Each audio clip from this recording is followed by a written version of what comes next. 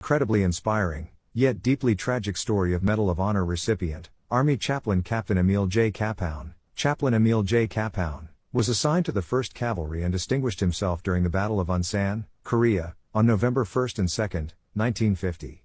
As Chinese Communist forces encircled his battalion, Kapaun moved fearlessly from foxhole to foxhole under direct enemy fire in order to provide comfort and reassurance to his outnumbered beleaguered soldiers. He repeatedly exposed himself to enemy fire to recover wounded men, dragging them to safety as bullets flew inches from his head.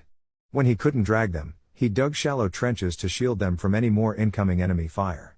As Chinese forces closed in, Kapaun refused several chances to escape, and instead volunteered to stay behind and care for the wounded. He was taken as a prisoner of war by Chinese forces on November 2, 1950.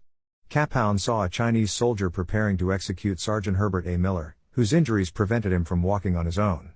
Kapaun rushed over to the Chinese soldier and pushed him aside and signaled to his captors that he would carry Sergeant Miller.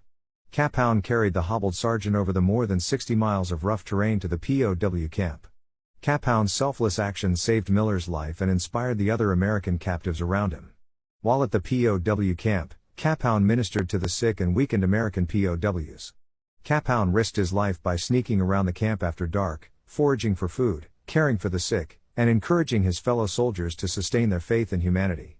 On at least one occasion, he was brutally punished for his disobedience, being forced to sit outside in sub-zero weather without any clothes. When the Chinese instituted a mandatory re-education program, Kapaun patiently and politely rejected every theory put forth by the instructors. Later, Kapaun openly disobeyed his captors and showed the depth of his faith by risking his life to conduct a sunrise service on Easter morning, for his men. When Kapaun began to suffer from the physical toll of his captivity and malnutrition, his captors transferred him to a filthy, unheated hospital. In one last act of faith as he was being carried to the hospital, he asked for God's forgiveness for his captors, and made his fellow prisoners promise to keep their faith. On May 23, 1951, Chaplain Emil Kapaun died, shivering and alone in that forsaken hospital.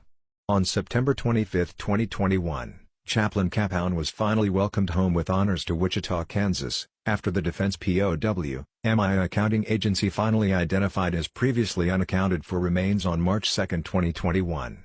Many of those Korean War vets all those years ago in the now-forgotten Battle of Unsan, owed their lives to a man who devoted himself to his faith, to his humanity and to his country.